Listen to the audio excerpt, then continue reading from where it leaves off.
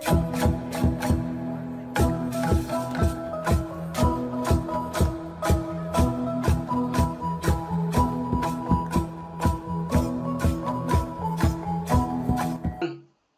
new free lum cô chỉ trang trong bài đây tận này có trang cam pha lại ai đi hấp bát đã là cọp lụa không lấy doanh chẳng phải chỉ trang đây cả đây là tập người đây làm nền mồ về lọc lột giờ na chẳng thổ sang tôi xin như chỉ làm lúc cái đây Roma ilan plosa to ke ilan to plopa sebenarnya tận này có một chủ đề sẽ sử dụng về chủ đề để ta được có lại làm biết nhiều nên con hoàng đàng sân nhiều mồ ba cái trách làm này chủ đề có một người chủ đề nên nhiều về con hoàng đàng sân ta xa thì bộ nên sẽ xì làm trồng hạ lại ai điệp lụi nên như sân này như chị như chị bây giờ đây như chị này tới ta để mông pha on nên để bật thao sang ốc lại như chị sân như chị lại dần từ nên Chúa Giêsu kế tiếp người kia có hai con trai đứa con thứ nhì này đòi cha chia ngay cho phần gia tài của nó, cha bằng lòng chia gia tài cho con. Ngày sau nó lấy hết của cải mình lên đường đến xứ xa lạ, ở đó chi ăn chơi phung phí hết tiền. Sân này có anh chị sân công phàn mồ pa talsa dân pian có một người cha giàu có và có hai con trai mình là xa thôi lần toa người con trai ấy bỏ nhà ra đi tạt lâu sau khi con trai ấy nhận biết sự sai lầm hay là sự sai trái của mình nhưng mà rồi quyết định quay về với cha. Phần thứ tư, lòng bao dung của người cha đối với con trai ấy như thế nào? Bắt đầu chúng ta vào đề ngắn gọn. Một trang như biển đọc lưu đề. Chủ đề là gì? Con trai hoàng đàng. Sân như chi ta xa có một người cha giàu có và có hai con trai. Tôi xin chị lần xa lần tòa. Tất nhiên, Ngài lại phán rằng người kia có hai con trai. Người em nói với cha rằng thưa cha, xin cha cho tôi phần của mà tôi sẽ được. Người cha liền chia của mình cho hai con. Phần thứ nhất. Phần hai, người con trai ấy bỏ nhà ra đi.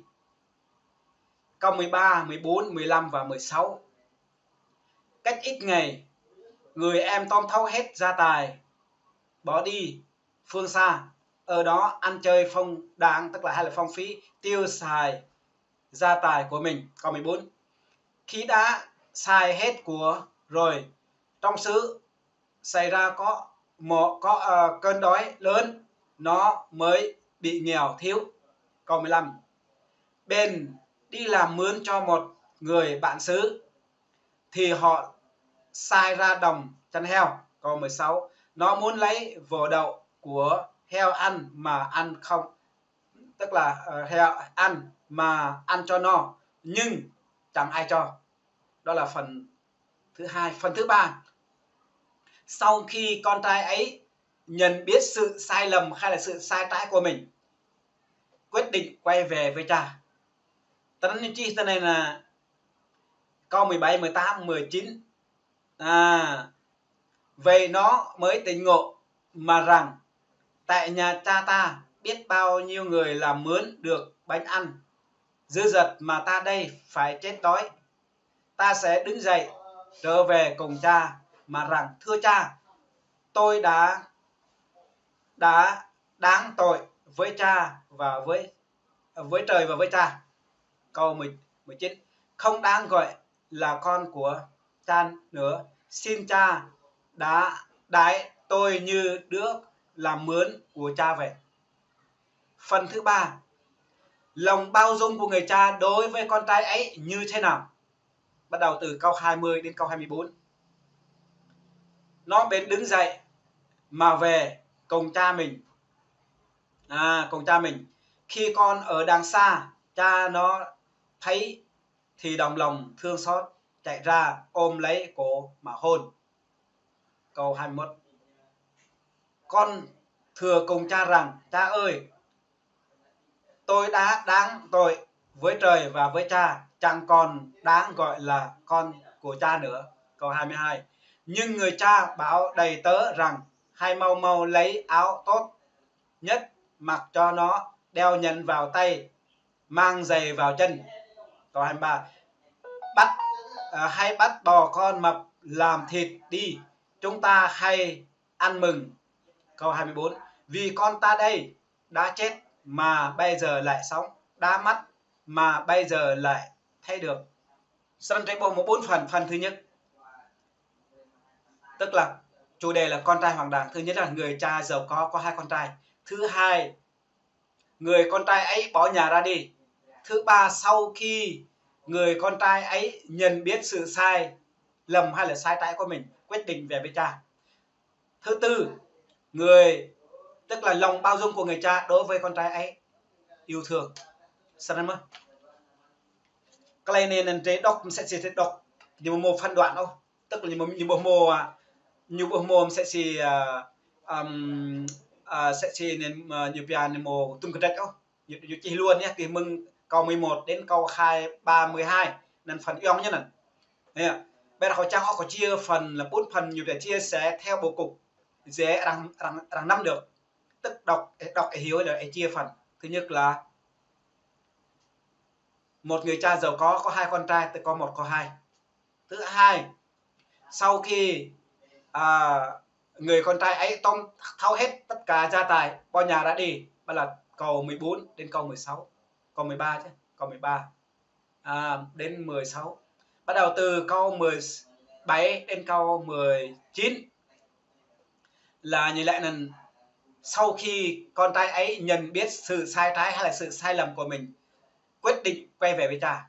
Cái phần thứ ba, phần thứ tư, lòng bao dung của người cha đối với con trai ấy như thế nào? Tức là đương nhiên rồi, lòng bao dung của người cha đối với con trai ấy như thế nào? Chúng ta xem câu 20, chúng ta nó bên đứng dậy mà về cùng cha mình, khi con ở đằng xa, cha nó thấy thì đồng lòng thương xót, chạy ra ôm lấy cổ mà hôn. Câu 21. Con thưa cùng cha rằng, cha ơi, tôi đã đáng tội với trời và với cha, chẳng còn đáng gọi là con trai của cha nữa. Câu 22. Nhưng người cha đã bảo đầy tớ rằng, hãy mau mau lấy áo tốt nhất mặc cho nó, đeo nhẫn vào tay, mang giày vào chân. Đó là cách cư xử của người cha với đứa con. Người cha là ai? Để lặt làm trùm hả, nhu pia trùm hả, dùn pia nần dân số ký, cái địch tùa bơi lần lâu. Xin như này tôi xin lại đây như là tí amôi dằm căn tập cầu. Xin ạ. Một xa trên ai thì ngoài ai đi ra một bông căn không? Chỉ cả ai thì. Phần thứ nhất đó là nghiệp đen, nghiệp bóng. Ta trai này, các ma trai. Ngào cả ma trai, ngào cả mỹ trai, ngào cả dối na trai.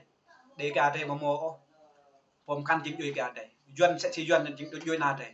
Duân họ Nguyễn, họ này họ thì đây là họ thê dối trai. Có chỗ nên mình như chi hay làm như bên nhạc các lấy pen như bây giờ về phúc truyền luật lưỡi kỹ này cái đây mà là cái chú ngao các câu em đi cung phụ khởi giảm khăn ô có nghĩa là gì? Ngao các câu em tìm phụ còn bạn ô để tìm phụ hay thì đứt giờ để ai thì lên đây hằng vui nào đây để cả đây mình sẽ xem đây bộ phẩm mình nhuận một phẩm cán anh ngài phẩm nhuận sân có làm trong hạ clay muốn đắp làm clay dần như chi tốt plus pan làm top luôn tua như chi sân này bởi dòng tề thâu làm clay idea như là dần bia lấy kinh giải theo bộ cục làm này để đưa vào là lấy kinh giải kinh dần bia mạ làm clay idea blue là đáp làm clay blue idea blue làm dần bia là thi thiên để mạ làm thi thiên thi thiên 118 câu 22 để bố câu 22 sân tới bố tên này câu 22 như lại tên này 22 này 21 22 tên này hòn đá mà thợ xây loại ra đã trở nên đá đầu góc nhà hay là đá góc nhà. Tiếp bố tàu phun lên một tập phần đề gà đây phải mình nhôn thì là Tây Nguyên. Hale bố tàu như pia thợ xây lùi loại bò hay bố thợ xây phun nó kanaของสารnày mới đầu tục rồi như pia lọc lọc lần bạ đốt như tục này. Bây như chỉ làm Marcos cái bố đua là cái chú thế này chỉ Mark John pia Marcos làm rạ Mark cái bố đua là cái chú cái lang thế này địch bố đua là cái chú chỉ lạ thế này. Chỉ một thời gian nữa làm quy định làm YouTube nhưng mà học lông nít đẹp lông nít đất mà lúa sân như chi thế này làm Ilan cái chú thế này tôi sẽ bổ như là nhưng bọn trồng nho đó bán với nhau rằng thằng này là con kế tự tức là con thừa kế nhưng mà có một bản dịch một căn bản dịch này là liệt đọc đây bản dịch 2010 nhưng bọn thu vườn rồi bọn thuê vườn nho như này đó bàn với nhau đây là con thừa kế nào hay giết nó đi thì gia tài của nó thuộc về chúng ta. Trong năm 2019 clip có đục làm gì hệ sợ cơ như vị là con thừa kế như vị mạng lớn làm để này hiện là như tiệm gì phòng can lọ lù phòng can lọ nên hết lăng nó ai đi nhưng mà lại clap bên đây phải mình phải dân bia nên phải như bia xin như dân này bia như bia nên phải đồng não lên một chút nếu không đồng não thì thôi sáng play đồng lại thì như chỉ dọa chi sẵn có 20 cho này chút dòng tê hay là